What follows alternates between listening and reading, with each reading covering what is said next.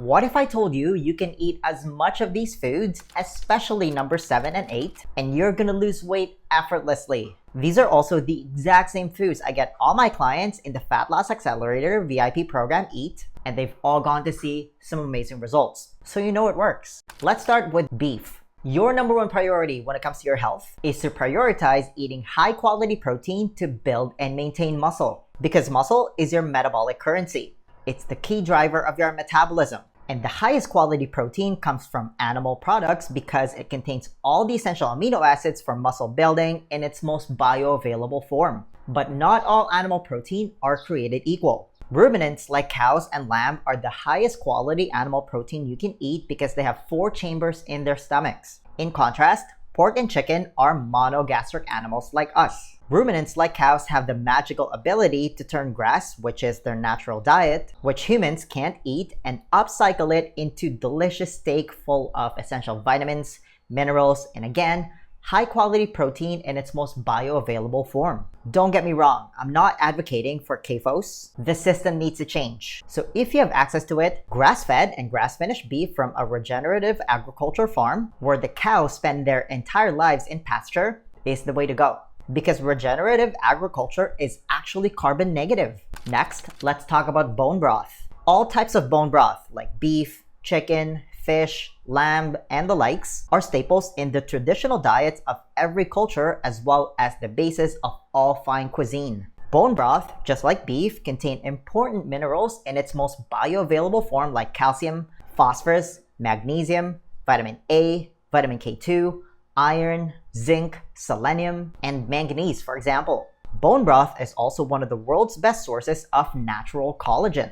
Collagen is actually the most abundant protein in the human body. It accounts for about 30% of its total protein. Collagen is the primary building block of your body's skin, muscles, bones, tendons and ligaments, and other connective tissues. It's also found in your organs, blood vessels, and intestinal lining. The problem is, most people are deficient in collagen. Bone broth is the answer. The nutrients in bone broth also protects your joints, boosts gut health, maintains healthy skin, supports immune system function, it boosts detoxification, and aids the metabolism. It's basically a superfood. Next, let's talk about eggs. Eggs contain hard-to-find vitamins and nutrients like lutein and choline, which are essential for eye and brain health. And if you're still under the impression that cholesterol is bad, and you've been actively avoiding beef, eggs, and the top layer of fat in bone broth, well, in 2015, the US quietly dropped its caution against eating cholesterol-laden food, undoing almost 40 years of government warnings about its consumption. Bet you didn't see that on the news. Do you know what actually raises your body's cholesterol? Refined sugar and deep-fried food from vegetable oil. So back to eggs. One egg contains 6 grams of high-quality protein and virtually every single nutrient the human body needs to thrive. Another superfood. Eggs also contain retinol, which is the bioavailable form of vitamin A, a nutrient that's important for vision and immunity. Eggs also contain other important B vitamins like B1, B2, B3, B6, and B12. It contains vitamin D, vitamin E, vitamin K1 and K2, as well as omega-3 fatty acids. It's basically nature's version of a multivitamin. And most of the nutrients I mentioned are actually in the yolk.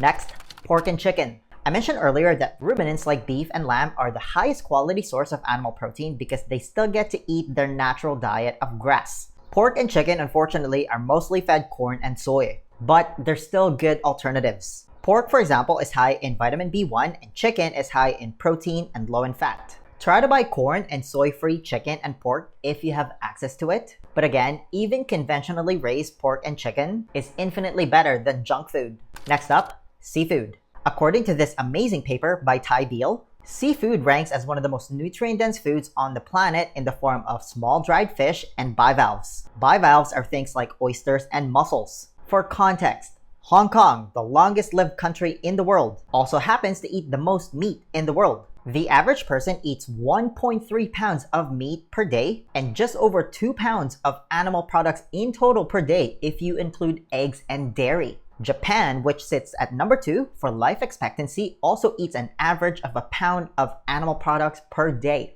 Next up, dairy. Most people that are lactose intolerant can actually process raw dairy in the form of raw milk and raw cheese like Parmigiano Reggiano. Low temperature pasteurized milk, A2 milk, and plain organic Greek yogurt are also great dairy options. If you look at the Maasai in Africa, a pastoralist tribe, they're tall, muscular, and have perfect teeth. What's interesting is their traditional diet consists almost entirely of raw milk, meat, and blood. 2/3 of their calories come from fat, and they consume 600 to 2,000 milligrams of cholesterol a day. To put that number in perspective, the American Heart Association recommends consuming under 300 milligrams of cholesterol a day. In spite of a high-fat, high-cholesterol diet, the Maasai have low rates of diseases typically associated with such diets. They tend to have low blood pressure, their overall cholesterol levels are low, they have low incidences of cholesterol gallstones, as well as low rates of coronary diseases, such as atherosclerosis. Imagine that.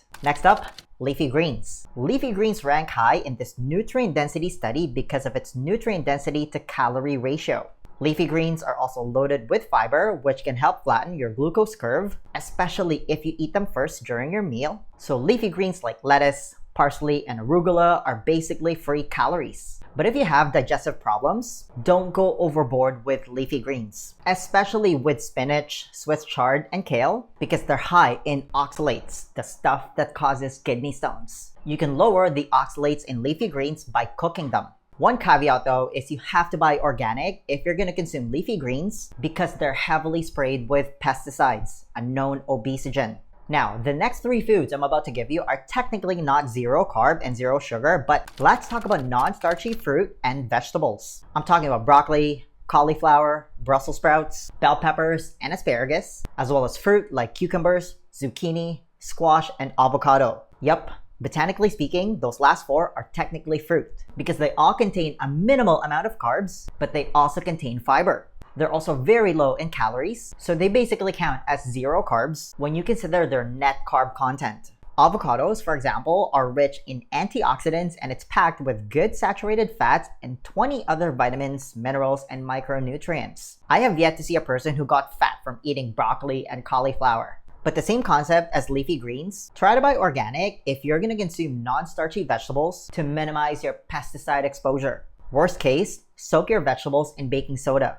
Next up, blueberries. Blueberries get an honorable mention because pound for pound, they're one of the best fruits you can eat. They reduce inflammation, curb sugar cravings, and are loaded with antioxidants that keep your cells healthy. Other berries like blackberries, raspberries, and strawberries are also great options. Blueberries contain a tiny bit of carbs and sugar but pack quite the punch when it comes to its nutrient content. Also, fructose found in a food matrix like fruit is not the same as high fructose corn syrup found in a can of Coke. We've been eating berries since the beginning of time. A mix of blueberries and plain organic Greek yogurt, for example, can make a nice guilt-free dessert, which then drastically increases diet adherence. That's a good trade-off for the tiny sugar content if you ask me. Next up, dark chocolate. Dark chocolate is full of fiber, antioxidants, as well as minerals. It's actually pound for pound one of the best sources of antioxidants on the planet. It contains a decent amount of soluble fiber, which helps keep you full longer. It's also loaded with minerals like iron, magnesium, copper, manganese, potassium, as well as phosphorus, zinc, and selenium. Try to buy at least 80 to 85% cacao. If you don't like the taste of it, I'd argue that you just don't know how to enjoy it properly. What you want to do is just put one square in your mouth, give it a minute, and just let your body temperature melt it. And it turns into an unbelievably pleasurable experience. 1 to 2 squares of dark chocolate should satisfy your sweet tooth. And if you want to learn how to put this all together, you can book a free consultation to join my Fat Loss Accelerator VIP program by clicking the link in the description and comments below. Now, if you enjoy this video, you don't want to ignore this one. I'll see you there.